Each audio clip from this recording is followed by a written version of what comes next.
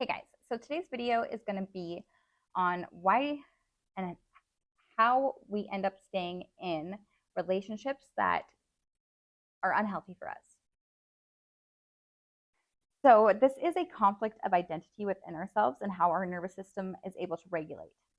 When we get into relationships that are unhealthy, we throw our nervous system into a state of fight or flight. So, we go into a state of survival. Now, if you are already in a state of survival from growing up, this is going to be something that your nervous system finds familiar. Hence trauma bonding and why we stick around in relationships that are no good. Okay? So let's say you're aware that the situation isn't healthy for you, yet you end up getting such bad anxiety that you freeze and you don't take the action to leave the situation. So there is another stage to this, and it's called fawn. Fight, flight, or fawn. And fawn is when we have associated what we're going through as a false alarm. Okay, so it is a non-threat, yet undesirable. So, and the reason there's a need that's being met. If you find yourself in an undesirable situation, internal reflection of how is this serving me and what need of mine is being met here. And it could be as simple as, say you're selling toothpaste, okay, this is your business. And every once in a while, your partner that you're with will sell a toothpaste, and all of a sudden he feels entitled to you buying him dinner. Yet you're the main breadwinner in the household and you have been paying for the majority of things. And expressing the feeling that you get inside, so you're uncomfortable, you don't feel this,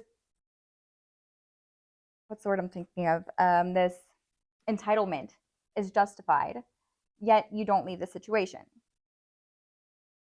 That state of fawn may be because if you were to leave the situation, that would mean that you'd have to get another job and you wouldn't just be able to sell toothpaste. And subconsciously, you don't want to do that.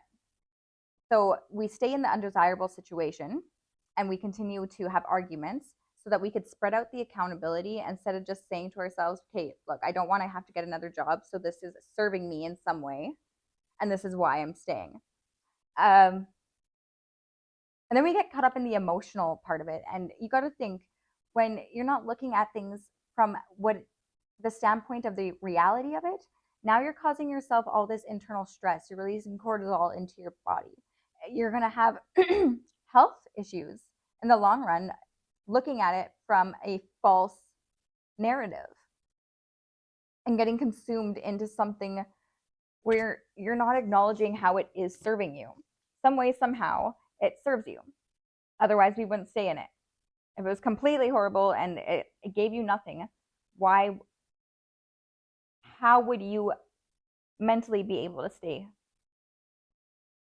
Sometimes our higher selves will create situations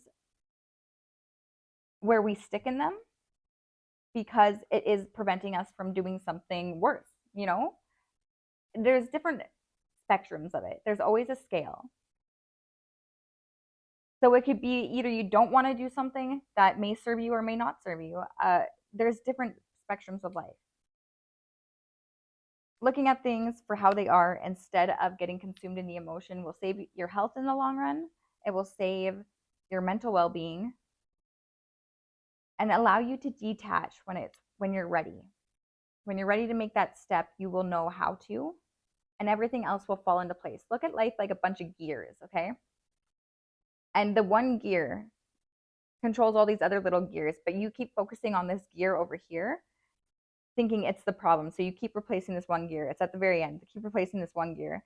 But yet the misalignment was all from this one gear down here. And that's why that other gear keeps breaking. Go to the root, get to the root. And when you're ready to make the step to change that root, you'll be ready to. Everything else will fall into place. Okay, I hope this helps you guys. Okay, bye.